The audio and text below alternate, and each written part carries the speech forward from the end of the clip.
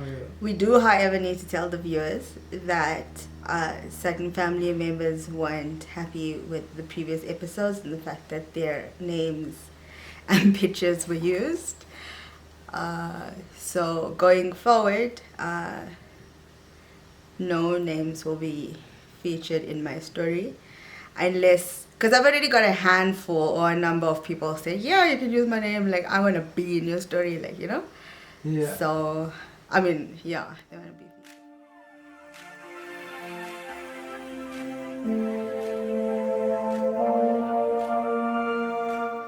So, you were very young when you got married. Yeah, How old were you? I was 21.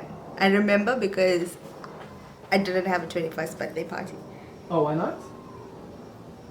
because I was getting married. Oh, that makes sense.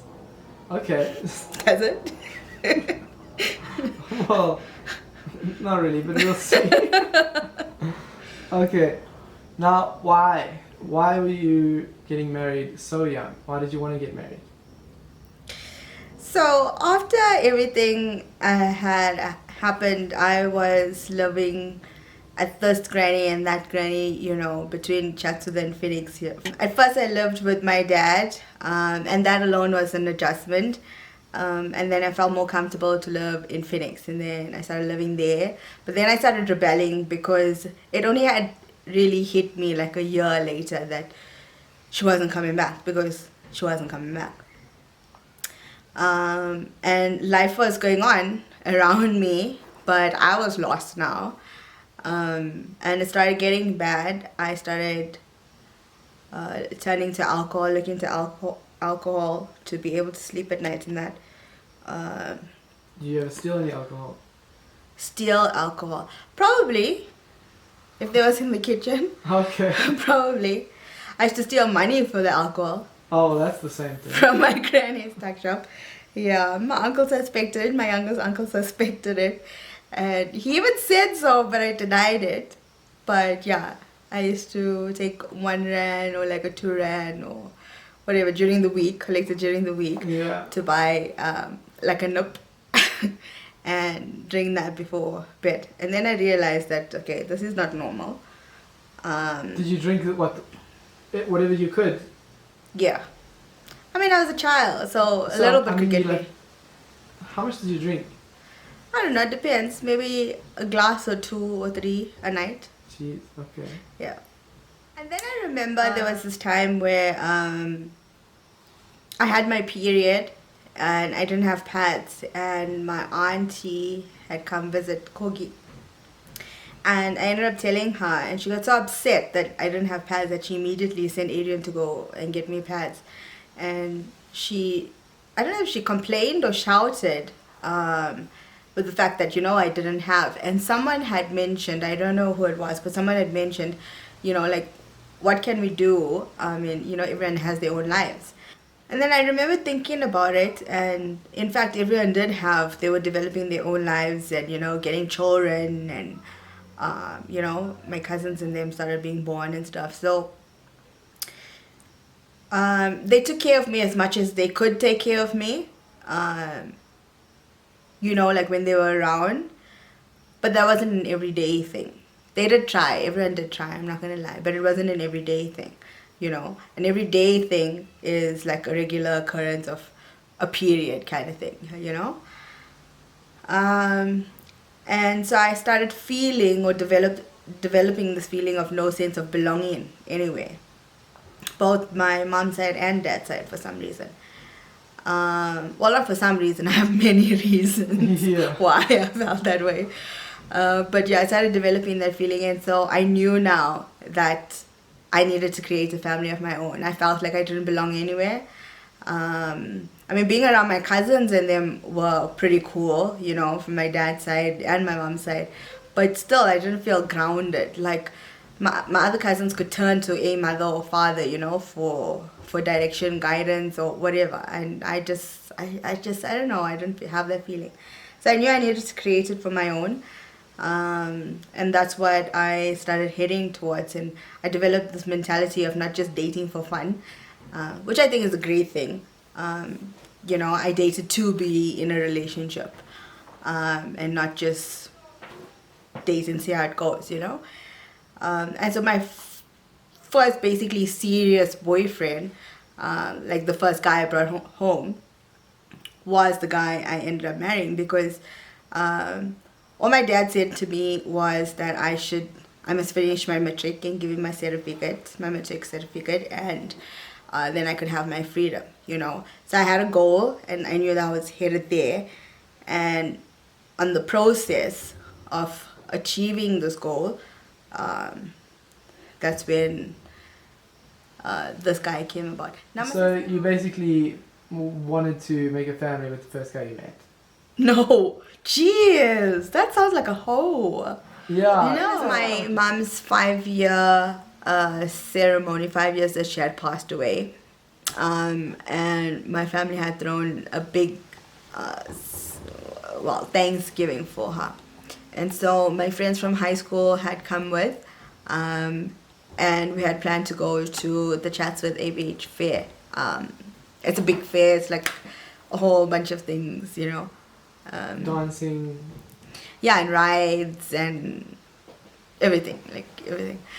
It's pretty cool. I love things like that. And so my friend wanted us to meet her boyfriend at the time, to introduce him to her friends. And then he had brought 2 friends with as well. While they were speaking and while they were making arrangements, we had just shouted that, bring someone tall and fair. And what? It was tall and fair and something, probably old. I don't know. And so he brought along 2 friends. And so one came by me and one went to my other friend. We had stopped at Lugs in Durban. It's like a nice hot spot to chill and stuff. So I'm going to call him Kavish. So Kavish gravitated towards me for some reason. I don't think it was for some reason. I think it was planned. I think my friend's boyfriend told, go there kind of thing. So I think it was planned. He ended up being a nice, very down-to-earth person, very kind and, gentle. He had very stable. He had a stable job. He bought his first assets. He bought a car. And he was older than me. And by the stuff that he was interested in compared to the stuff high school boys used to speak to me about, was very different. So I was drawn to that, and I felt like some sense of, safety. Security. Yeah, security with this person. Okay. So you got all of that from Lugs? No, from here, chatting with him. Okay, so how long were you chatting with him before you decided this guy's pretty cool? Well, I would say a couple of days. He waited like a day or two to text me back and stuff. Oh, so he was playing it cool. Yeah, he admitted that he was and stuff. And I was like, hey. Okay, so you guys start talking, start going on some dates. Not really. So he was living in Harrismith and I was living in Durban. So it was a long distance relationship. First ever long distance relationship. For some reason, we kind of made it work. A lot of effort on his part. Wait, how far is that away from each other? But 3 hours away. 3 hours, sure.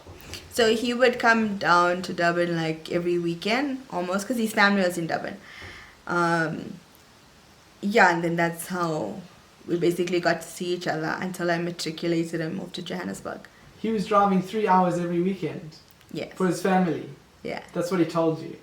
No, that's what he was doing. Yeah, he was doing it after he met you. No, he was doing it before. No, he was doing it before. Right.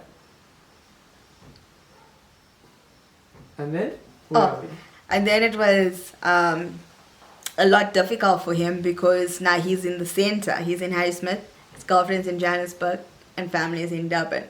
So he had to split his weekends. So on weekends he would either come up to Johannesburg and spend it here, or to Durban and see his family. Okay. Yeah. So you were seeing him every second weekend or so? About, yeah. Right. So you started building a relationship with this guy. He was pretty mature, pretty cool. Yeah. And then I started going to this church, and I had a whole group of like friends and that, about like 13 or 14 of us. Pretty cool bunch. And I started becoming a member at that church then. And when you're involved in such a big group, then you meet other people and other people and other people. And then I met this this one guy. He was like a cell leader in church. And I think he crushed on me, and so he started like speaking with me and that. But I told him I had a boyfriend.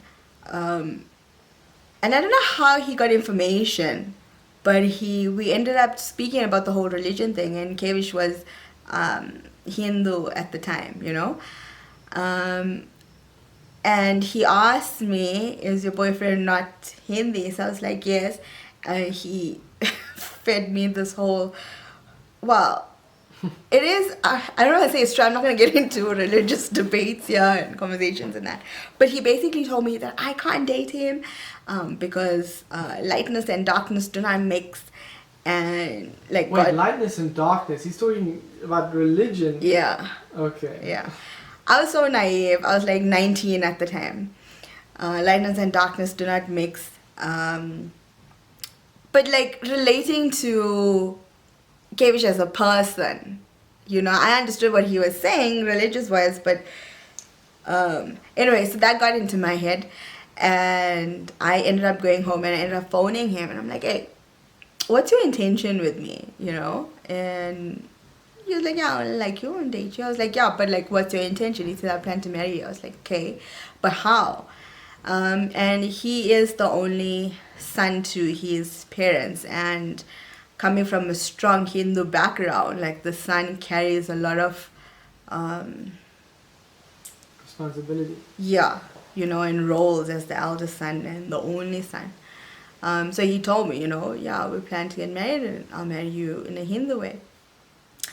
And although a part of me felt, again, comforted and secure that somebody wanted to settle down with me and give me a home, I also got caught up in my religion. And I was like, hey, he says he wants to marry me in the Hindu way. And I didn't. So then I fell for it with what this person was saying. I don't think he was trying to ill-advise me. I just think it was misunderstood. His advice was misunderstood. A lot of religious rituals are really twisted by humans. It's my opinion. It's my opinion. And yeah, anyway, that's all I'm going to say about that. And so I felt that the best thing for me, and also the fact that my mom's a Christian, and she told me that she never wanted a date outside her religion and that. I felt like, okay, neither can I, I wanted to be my mom's child also. And then this other person who's like this elder in the church is, coming and telling me things. I know now, I'm sorry, but like, I can't date you anymore. And so I broke up with him. So you were Christian and he was Hindu? Yes. So, and someone in the Christian church told you can't do that, that's bad. Yes. So you said, okay, and then said, sorry, it's not going to work. Yeah. Okay. So he was out of your life now, and life went on? Yes. Okay. And then who was next? Or how... I shouldn't ask it like that, actually. Next. Okay, and then what happened? So you lost this mature guy, and now you're unstable again. Now you don't know what's going on. Yes, but now I had a whole bunch of Christian friends who were like super cool, and we did things like go watch drag racing and go to McDonald's every day after church, and things. McDonald's every day. Well, yeah, every time after church. It was so cool. Christians were hungry. And it's a great bunch of people, you know. I used to see them like at least 3 times a week. So yeah, it's a great bunch of people, but again, a young bunch, and you know, there's a girlfriend and boyfriend, new relationship here and there and everywhere. So the same person that told me that I shouldn't date outside my religion tried What? a few months later, and yeah, ended up going down that road. Sure. So he was successful in his grand master plan. Yes. But you know what? As horrible as that relationship was, there's so many things that I do not regret. Because I ended up doing 8 Bible study courses, which I'm super proud of. Although now I'm more spiritual than religious. I love the fact that I have that background, you know. Also, he taught me not to trust so easily, and which is a good Life lesson. yes. Okay. Yeah. So that relationship, a year and 8 months, ended up very horrible towards the end. We started having like major problems, like insane, unnecessary, not even worth mentioning problems right now. So much so that he got like pastors and everybody involved. And I think he was in a different phase in life, and so was I. I was still young, you know, and I think he was trying to make me a pastor's wife at that point in time. And everything is, you know, in timing. Like you can't force things. But also like, there's just a lot that went wrong. So much so that he ended up meeting, listen to this, I had studied makeup, cosmetology when I was young. I think I was 18 at the time. And so I had business cards with my cell phone numbers and that, like 300 printed out, and I probably only gave 50 away. So I had quite a few, and obviously him being my boyfriend at the time, I had a couple of my business cards, you know, to give to people and that. So when we had decided to end the relationship, I think it was a few weeks later actually, he had gone to Durban, came back, and then decided to tell me something in the church parking lot that he's now seeing somebody else or whatever. So I was like, okay, cool. You know, I fought so much in that relationship. And it was like, you know, your first new relationships, when things don't work out, you feel like the world's going to end, you know? And I already had felt like that. And I was at a point where I needed to pick myself up, you know, and move on. And I was at that point, and then he comes and hits me with a ton of bricks. Oh, I'm seeing somebody else, you know? Okay, fine. Went home. I remember I cried bitterly to my dad. It was the first time I cried to my dad about a guy. But shame, my dad was pretty cool. He just hugged me back. I'm sure he was either so angry that some other man is making me feel that way, or I don't know what he was feeling, yeah. But he just, like, he was a dad, and he just hugged me back, which I appreciated. You know, and I would think, well, I've seen in the movies, like, girls would share that with, you know, their moms. But my dad did a pretty good job there. I have to give him that. Okay. And then his now girlfriend, I remember I was having a bubble bath, and my phone rings. Sorry, his now girlfriend. His then girlfriend. His then girlfriend, Right. yeah. They're probably still, I don't know if they're still together or what. But this new person he started dating. Well, my phone rings, and I'm in the bath, but my phone's there, so I answer, and this person says, hi, who's speaking or something? Now, I had to answer all calls because of potential clients for makeup, you know. So I said, Lavelle speaking. My second name was printed on the business card. So I said, Lavelle speaking, and the call cut. So I was like, okay. And I went to work, and I got a call from this guy, and he's telling me that how I must stop phoning his girlfriend and harassing her and saying things to her. So that hit me by a total shock. Like, what? Firstly, what's her name? Where's her number? Like, do I have it? I don't know. And he is telling me like how I phoned, and her cousin was right there. Cousin or sister was right there, and they received a call from me, and I was swearing, and I was saying things that was out of my character, you know. things that I had said. I can't remember now, but things that I had said back then. And I know that I wouldn't have said those things because there's certain words that I wouldn't have used, what he was telling me. And I couldn't understand how this was happening. You know, I went through my phone, there was no new number. Like, I just couldn't understand what was happening. And I put two and two together and I realized that, you know, I had received the call, I had confirmed that, yes, this is Lavelle. And the only thing I can suspect was that they got my business card out of his wallet, some way or somehow, you know. Got my number, they obviously know who the ex-girlfriend is, you know. Yeah, but that was like super horrible. And I think up until now, he still believes that I was phoning his girlfriend. But I swear to you, I've never But had what her number. motivation? Why do they think you were doing that?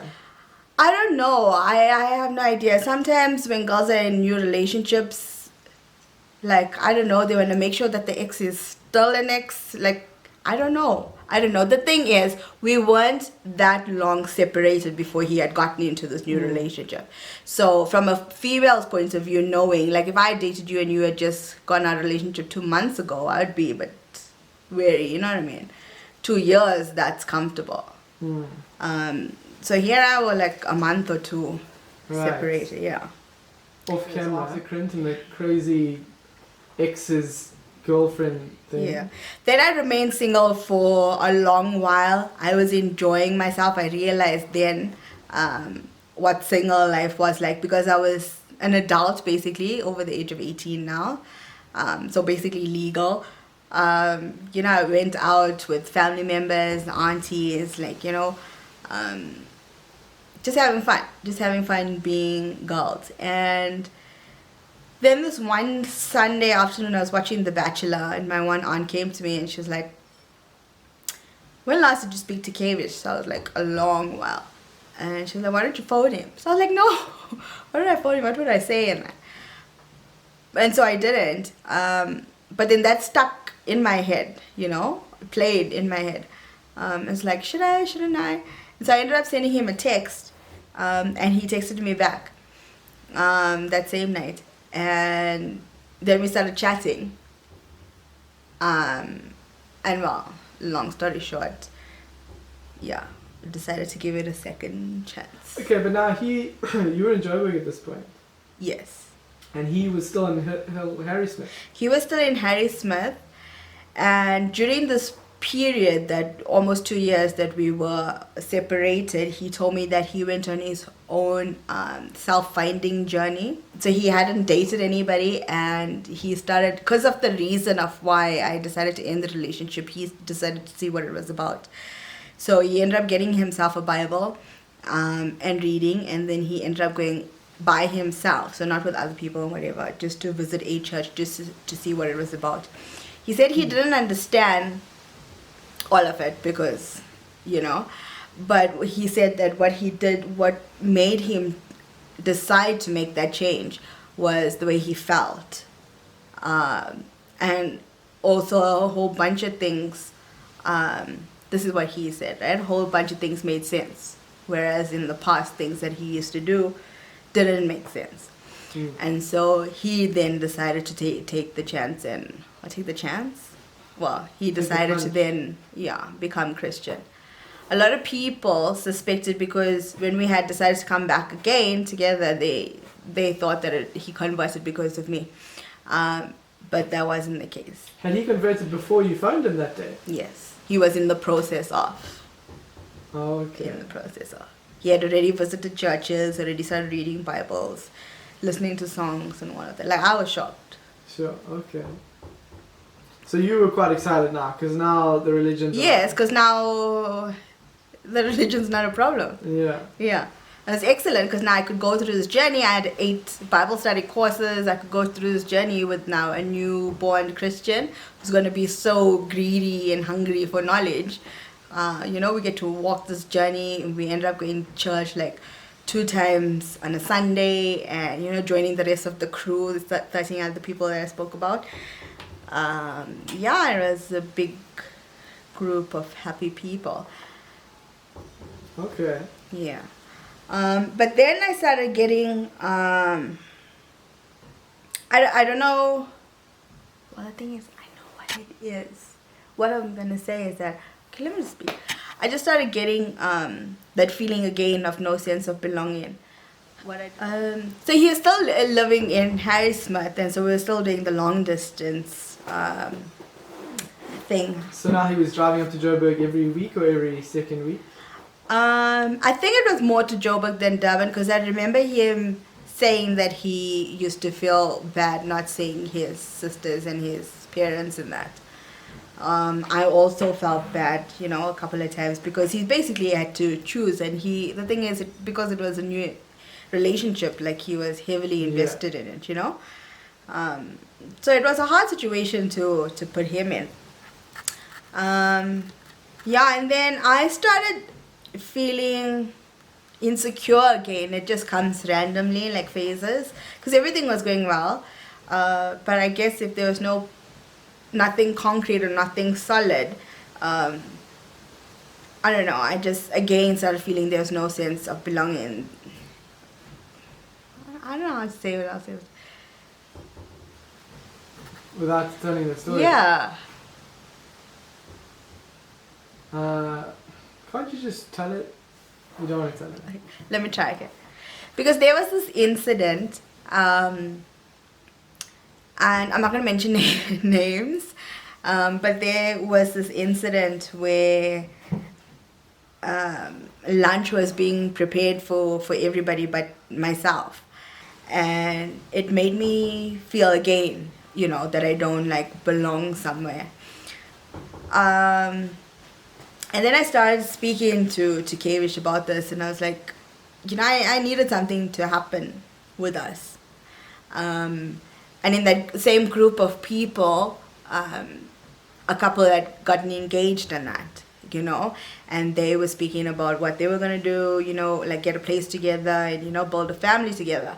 And that's exactly what I craved, because I just couldn't find my ground. I just couldn't find a sense of belonging, and so I believed that I needed to create my own.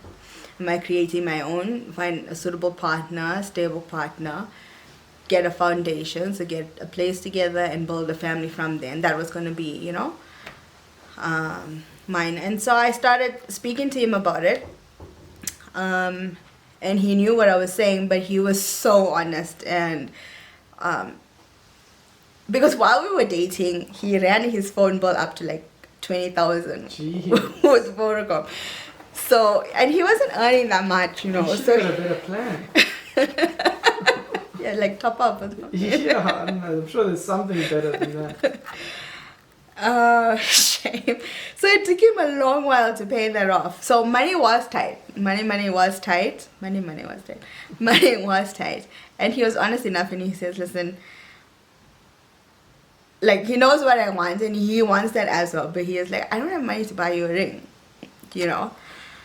And impulsively I said, I don't care. Like, it's not the ring that signifies anything or whatever, you know, I just need us to be. And he understood that. And a few months ago, I had ordered a name chain, right, with my name on it. So it has to be custom made. And I was paying that off. So what he had done was, obviously there was no money to buy me an engagement ring. So he thought that he would go and pay that chain off and use that as a symbol, you know, when he proposed. And so that's what he did. Right, and then you said yes. Well, yeah. Okay, so now you're engaged. Very excited. Yes. Very excited. Married the dreams. Same religion. Everything's great. I'm just trying to get into your mind frame at the time. Yeah, don't say all wrong things. Okay. So you're engaged, very excited, and then next is the wedding. No, next I had to go back to work and break the news. So